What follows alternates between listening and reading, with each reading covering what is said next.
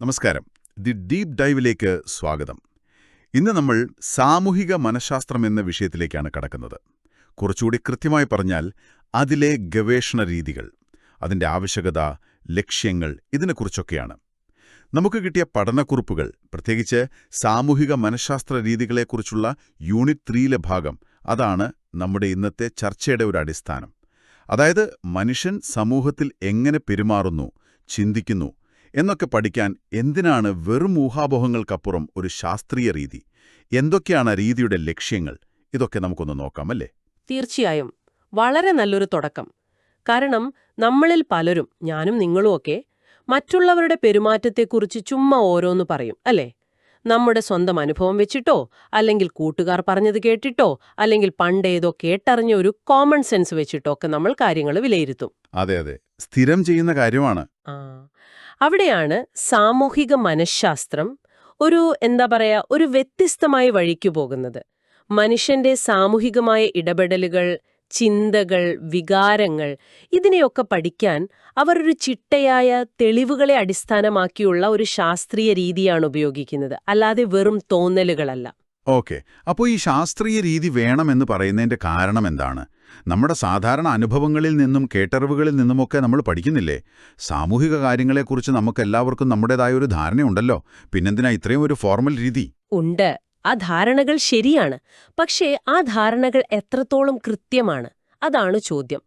ഒന്നാമത്തെ കാര്യം, നമ്മുടെയൊക്കെ വ്യക്തിപരമായ അനുഭവങ്ങൾ അത് പലപ്പോഴും വളരെ ലിമിറ്റഡ് ആയിരിക്കും, അല്ലേ? ശരിയാണ്. നമ്മൾ കാണുന്ന ലോകം ചെറുതായിരിക്കും. അതെ, നമ്മൾ കാണുന്നത് ഒരു വലിയ ചിത്രത്തിന്റെ ഒരു ചെറിയ കഷ്ണം മാത്രമായിരിക്കും. പോരാത്തതിന് നമ്മുടെ അനുഭവങ്ങൾ പലപ്പോഴും പക്ഷപാതപരമാകാം, ബയസ്ഡ് ആകാം. അതായത് നമ്മൾ വിശ്വസിക്കാൻ ആഗ്രഹിക്കുന്ന കാര്യങ്ങൾ നമ്മൾ കൂടുതൽ ശ്രദ്ധിക്കും, അല്ലാത്തവ ചിലപ്പോൾ കണ്ടില്ലെന്ന് നടിക്കും. ബുഗാർഡസ് എന്ന് പറയുന്ന ഒരു സോഷ്യൽ സയന്റിസ്റ്റ് പറഞ്ഞിട്ടുണ്ട്, ഞാനൊരു പ്രാക്ടിക്കൽ ആളാണ് എന്ന് ചിന്തിക്കുന്ന ആള് പോലും പലപ്പോഴും സ്വന്തം അനുഭവത്തിന്റെ ഒരു ചെറിയ മട്ടത്തിൽ ഒതുങ്ങിപ്പോകുമെന്ന്. ഓ, അത് കൊള്ളാം. നമ്മൾ നമ്മുടെ അനുഭവങ്ങളെ വല്ലാതെ ജനറലൈസ് ചെയ്യാൻ നോക്കുമല്ലേ? കൃത്യമായി, അതാണൊരു പ്രശ്നം. ഇനി മറ്റേ കാര്യം, ഈ കോമൺ സെൻസ്, നമ്മൾ സാധാരണ പറയുന്ന സാമാന്യ ബുദ്ധി. നമ്മൾ ശരിയാണെന്ന് കരുതുന്ന പല കോമൺ സെൻസ് കാര്യങ്ങളും ഒന്ന് അടുത്തു നോക്കിയാൽ ഒന്നുകിൽ പരസ്പരം എതിരായിരിക്കും. അതെങ്ങനെ? ഉദാഹരണത്തിന്, നമ്മൾ കേട്ടിട്ടില്ലേ ഓപ്പോസിറ്റ്സ് അട്രാക്ട് എന്ന്, വിപരീത സ്വഭാവമുള്ളവർ ആകർഷിക്കപ്പെടും എന്ന്. അതുപോലെ birds of A feather flock together എന്നും കേട്ടിട്ടില്ലേ, സമാന സ്വഭാവമുള്ളവർ ഒന്നിക്കുന്നു എന്നും. ഇത് രണ്ടും എങ്ങനെയാ ഒരേ സമയം ശരിയാവുന്നത്? ആലോചിച്ച് നോക്കിയാൽ ശരിയാണ്, രണ്ടും നമ്മൾ പറയാറുണ്ട്. അപ്പോൾ കോമൺ സെൻസിൽ തന്നെ ചില വൈരുദ്ധ്യങ്ങളുണ്ട്, അല്ലെങ്കിൽ ചിലപ്പോൾ അത് പൂർണ്ണമായും തെറ്റായിരിക്കാം. നമ്മുടെ മുൻവിധികൾ, പ്രതീക്ഷകൾ, ഇതൊക്കെ നമ്മൾ കാര്യങ്ങളെ കാണുന്ന രീതിയെ വല്ലാതെ സ്വാധീനിക്കും. ഒരു തമാശ എന്താച്ചാൽ, ശാസ്ത്രത്തിന്റെ ചരിത്രത്തിൽ പോലും ഇത് സംഭവിച്ചിട്ടുണ്ട്. ഐസാക് ന്യൂട്ടന്റെ കാര്യം പറയാറുണ്ട്. പ്രകാശത്തെക്കുറിച്ചുള്ള അദ്ദേഹത്തിന്റെ അന്നത്തെ സിദ്ധാന്തം കാരണം സൂര്യപ്രകാശത്തിലെ ചില വർണ്ണരേഖകൾ, ഫ്രോൺഹോഫർ ലൈൻസ്, അദ്ദേഹം ശ്രദ്ധിച്ചില്ലാത്രേ. കാരണം അത് അദ്ദേഹത്തിന്റെ തിയറിയിലുണ്ടായിരുന്നില്ല. കൊള്ളാം. ന്യൂട്ടന് പോലും പറ്റിയെങ്കിൽ പിന്നെ നമ്മളൊക്കെ അത്ഭുതമല്ലേ? അപ്പോൾ ഈ വ്യക്തിപരമായ പരിമിതികളും കോമൺ സെൻസിലെ പ്രശ്നങ്ങളും ഒക്കെ മറികടക്കാനാണ് ഒരു ശാസ്ത്രീയ സമീപനം വേണ്ടിവരുന്നത്, ഊഹാപോഹങ്ങൾക്കപ്പുറം പോകാൻ. അതെ, അതാണ് പോയിന്റ്. വസ്തുനിഷ്ഠമായി പഠിക്കുക. അതിനാണ് സാമൂഹിക മനഃശാസ്ത്രം ശ്രമിക്കുന്നത്. അതിനുവേണ്ടി അവർ കൃത്യമായ നിരീക്ഷണങ്ങൾ നടത്തും, ആ നിരീക്ഷണങ്ങളെ അടിസ്ഥാനമാക്കി സിദ്ധാന്തങ്ങളുണ്ടാക്കും, എന്നിട്ട് ആ സിദ്ധാന്തങ്ങൾ ശരിയാണോ എന്ന് ശാസ്ത്രീയമായി പരീക്ഷിച്ച് ഉറപ്പുവരുത്തും. യൂണിറ്റ് 3 എടുത്തു പറയുന്നൊരു കാര്യമാണ് റെപ്ലിക്കേഷൻ, അഥവാ ആവർത്തനക്ഷമത. റെപ്ലിക്കേഷൻ, അതായത് ഒരു പഠനത്തിൽ ഒരു കാര്യം കണ്ടെത്തിയാൽ അതേ രീതി ഉപയോഗിച്ച് വേറൊരാൾക്ക് അത് വീണ്ടും ചെയ്തു നോക്കാൻ പറ്റണം. ഏകദേശം അതേ ഫലം കിട്ടുകയും വേണം. അപ്പോഴാണ് ആ കണ്ടെത്തലിന് ഒരു വിശ്വാസ്യത വരുന്നത്, അത് യാദൃശ്ചികമല്ല എന്നുറപ്പിക്കാൻ പറ്റുന്നത്. ഓക്കെ, അപ്പോൾ ഈ ശാസ്ത്രീയ സമീപനം എങ്ങനെയാണ് പ്രവർത്തിക്കുന്നത്? അതിന്റെ പ്രധാനപ്പെട്ട സ്റ്റെപ്പുകൾ എന്തൊക്കെയാണ്? യൂണിറ്റ് 3 3 പ്രധാന കാര്യങ്ങൾ പറയുന്നുണ്ടല്ലോ. അതിലെ ആദ്യത്തേത് ഈ ഡേറ്റ ശേഖരണം, ശ്രദ്ധാപൂർവമായ ഡേറ്റ ശേഖരണം, കെയർഫുൾ ഡേറ്റ കളക്ഷൻ. അതെന്താണ്? ഇതിന്റെ അടിസ്ഥാനം നമ്മൾ നേരത്തെ പറഞ്ഞ പോലെ അനുഭവപരമായ രീതിയാണ്, എംപിരിക്കൽ മെത്തേഡ്. അതായത് കാര്യങ്ങൾ പഠിക്കുന്നത് വെറുതെ ചിന്തിച്ചിട്ടല്ല, മറിച്ച് നേരിട്ടുള്ള നിരീക്ഷണങ്ങളിലൂടെയും പഠനങ്ങളിലൂടെയും കിട്ടുന്ന വിവരങ്ങൾ, ഡേറ്റ വെച്ചിട്ടാണ്. ഈ ഡേറ്റ ശേഖരിക്കാൻ പല വഴികളുണ്ട്. സാമൂഹിക മനഃശാസ്ത്രജ്ഞർ പലതും ഉപയോഗിക്കും. ഉദാഹരണത്തിന് നിരീക്ഷണം, ഒബ്സർവേഷൻ. ആളുകളെ അവരുടെ സാധാരണ ചുറ്റുപാടുകളിൽ ഒരു പാർക്കിലോ ഓഫീസിലോ പോയി നോക്കിയിരുന്ന് അവരെങ്ങനെ പെരുമാറുന്നു എന്ന് രേഖപ്പെടുത്താം. അല്ലെങ്കിൽ ചോദ്യാവലി, ക്വസ്റ്റ്യനേഴ്സ്, സർവേസ്. ഒരുപാട് ആളുകളുടെ അഭിപ്രായമോ മനോഭാവമോ അറിയാനിത് നല്ലതാണ്. പിന്നെ അഭിമുഖങ്ങൾ, ഇന്റർവ്യൂസ് നടത്താം. ആളുകളോട് നേരിട്ട് സംസാരിച്ച് കൂടുതൽ ആഴത്തിലുള്ള വിവരങ്ങൾ ശേഖരിക്കാം. ഏറ്റവും പ്രധാനപ്പെട്ട ഒന്നാണ് പരീക്ഷണം, എക്സ്പെരിമെന്റ്സ്. ചില കാര്യങ്ങൾ കൃത്രിമമായി ഉണ്ടാക്കി ഒരു ഘടകം മറ്റൊന്നിനെ എങ്ങനെ ബാധിക്കുന്നുവെന്ന് കൺട്രോൾഡായിട്ട് പഠിക്കുക. യൂണിറ്റ് 3-ൽ ഇതിനെക്കുറിച്ചൊക്കെ പറയുന്നുണ്ട്. ചുരുക്കി പറഞ്ഞാൽ, ഊഹാപോഹങ്ങൾക്ക് പകരം യഥാർത്ഥ വിവരങ്ങൾ ശേഖരിക്കുക. അതാണ് ആദ്യത്തെ പടി. ശരി. അപ്പോ ഇങ്ങനെ കുറേ വിവരങ്ങൾ കിട്ടി. അടുത്ത സ്റ്റെപ്പ് എന്താണ്? ഈ വിവരങ്ങളെ സിദ്ധാന്തങ്ങളായി മാറ്റുക എന്നതാണോ? എന്തിനാണ് ഈ സിദ്ധാന്തങ്ങൾ? അതെ, വെറുതെ കുറേ വിവരങ്ങൾ കയ്യിലുണ്ടായിട്ട് കാര്യമില്ലല്ലോ. അതിനൊരർത്ഥം കൊടുക്കണ്ടേ? അവിടെയാണ് സിദ്ധാന്തങ്ങൾ വരുന്നത്. സിദ്ധാന്തങ്ങൾ എന്ന് പറഞ്ഞാൽ ഈ ചിതറിക്കിടക്കുന്ന വിവരങ്ങളെ ഒരുമിച്ച് ചേർക്കാനും അവ തമ്മിലുള്ള ബന്ധം മനസ്സിലാക്കാനും, ഏറ്റവും പ്രധാനമായി എന്തുകൊണ്ട് കാര്യങ്ങൾ ഇങ്ങനെ സംഭവിക്കുന്നു എന്ന് വിശദീകരിക്കാനുമുള്ള ഒരു ചട്ടക്കൂട് നൽകുന്നു. ഒരു ഫ്രെയിംവർക്ക് പോലെ. അതെ, ഒരു ഫ്രെയിംവർക്ക്. കോട്ട് ലെവൻ എന്നൊരു ഫേമസ് സോഷ്യൽ സൈക്കോളജിസ്റ്റ് പറഞ്ഞിട്ടുണ്ട്, ഒരു നല്ല സിദ്ധാന്തത്തെക്കാൾ പ്രായോഗികമായി മറ്റൊന്നുമില്ല എന്ന്. ആഹാ, അതെന്താ അങ്ങനെ? കാരണം ഒരു നല്ല തിയറിക്ക് നമ്മൾ കാണുന്ന കാര്യങ്ങളെ വിശദീകരിക്കാൻ പറ്റും. ചിലപ്പോൾ ഭാവിയിൽ എന്ത് സംഭവിക്കുമെന്ന് പ്രവചിക്കാനും പറ്റിയേക്കും. ഉദാഹരണത്തിന്, ആളുകൾ എപ്പോഴാണ് മറ്റുള്ളവരെ സഹായിക്കുന്നത്, എപ്പോഴാണ് മാറി നിൽക്കുന്നത്. ഇതിനൊരു നല്ല തിയറിയുണ്ടെങ്കിൽ നമുക്ക് അത് മനസ്സിലാക്കാൻ മാത്രമല്ല, ഒരുപക്ഷേ ആളുകളെ സഹായിക്കാൻ പ്രേരിപ്പിക്കുന്ന സാഹചര്യങ്ങൾ ഉണ്ടാക്കാനും കഴിഞ്ഞേക്കാം. എല്ലാ കാര്യങ്ങളെയും വിശദീകരിക്കുന്ന ഒറ്റ വലിയ തിയറി ഉണ്ടാക്കാൻ ബുദ്ധിമുട്ടായതുകൊണ്ട് സാമൂഹിക മനഃശാസ്ത്രം പലപ്പോഴും ലക്ഷ്യമിടുന്നത് കുറച്ചുകൂടി സ്പെസിഫിക്കായ കാര്യങ്ങളെ വിശദീകരിക്കുന്ന മിഡിൽ റേഞ്ച് സിദ്ധാന്തങ്ങൾ ഉണ്ടാക്കാനാണ്. ഓക്കെ, അപ്പോൾ ഡാറ്റ ശേഖരിച്ചു, അതിനെ സിദ്ധാന്തങ്ങളാക്കി. മൂന്നാമത്തെ സ്റ്റെപ്പ് എന്തായിരുന്നു? സിദ്ധാന്തങ്ങളെ പരീക്ഷിക്കുക, ടെസ്റ്റിംഗ് തിയറീസ്. അതെങ്ങനെയാണ് ചെയ്യുന്നത്? പ്രധാനമായും പരീക്ഷണങ്ങളിലൂടെയാണ് സിദ്ധാന്തങ്ങളെ പരീക്ഷിക്കുന്നത്.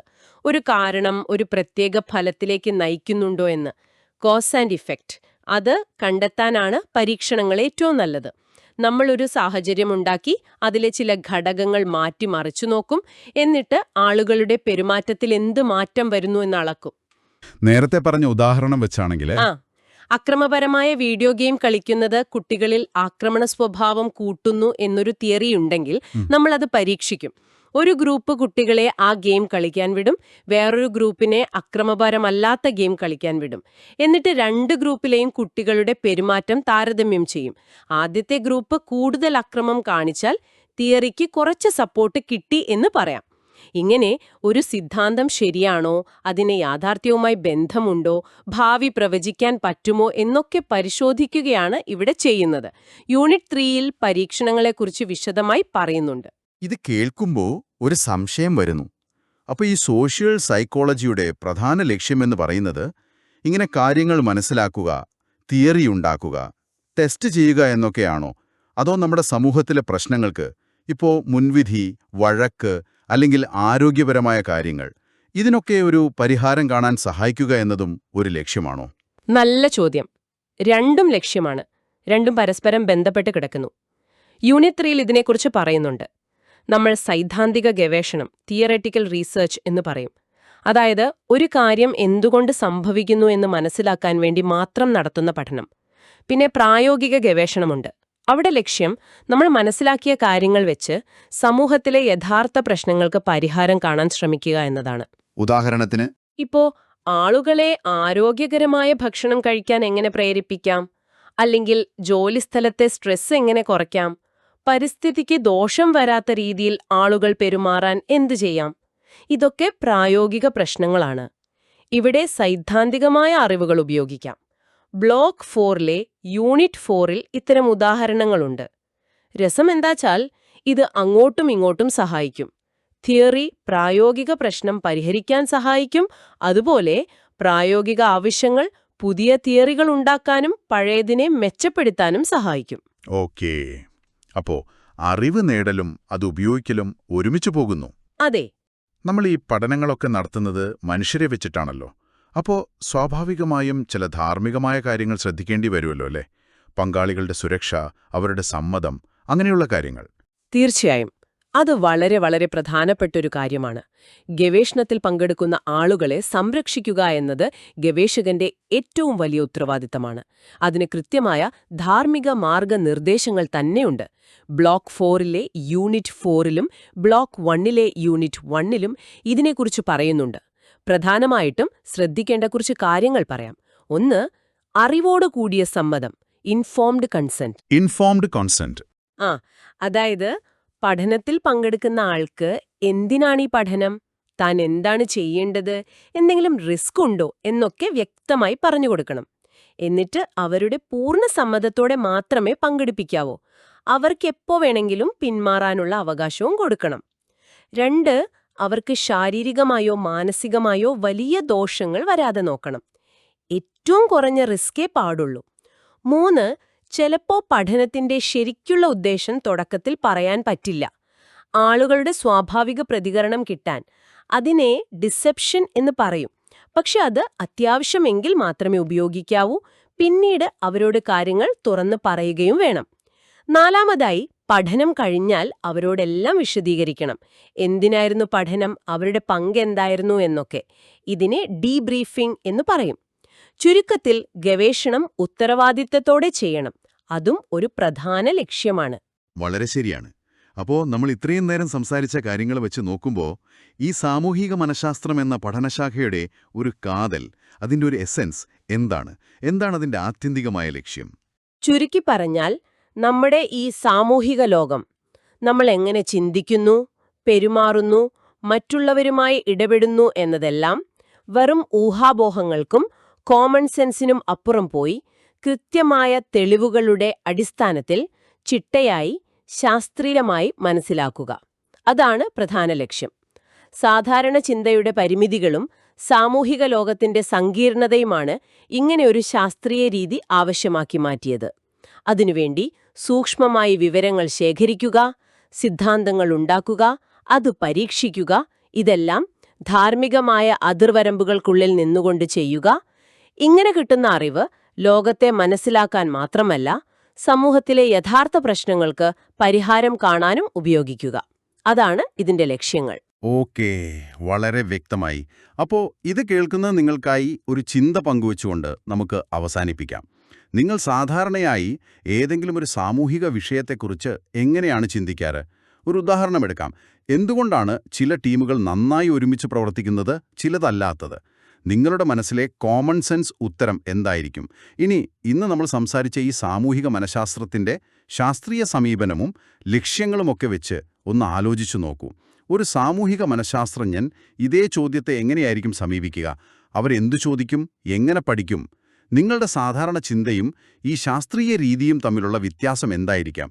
ഒന്ന് ചിന്തിച്ചു നോക്കുന്നത് നന്നായിരിക്കും.